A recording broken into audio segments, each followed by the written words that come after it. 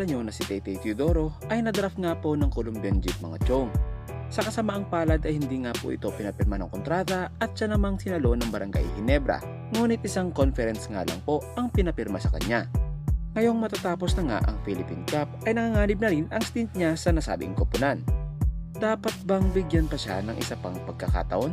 Pero bago nga yan ay pindutin muna natin ang like at subscribe button para maging updated sa mga sports news na gaya nito. Bago pa man madraft sa PBA ay naglaro muna ito sa MPBL. Nag-average nga po ito ng 11 points, 2.5 rebounds at 2.3 assists per game. As rookie sa PBA ay hindi nga po ito masyadong nabigyan ng playing time para sana mapakita ang kanyang full potential.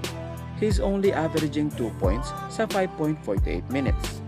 Though mahirap naman kasi talaga para sa kanya dahil andyan sina Eli Tenorio at Scottie Thompson na kapareho niya ng posisyon.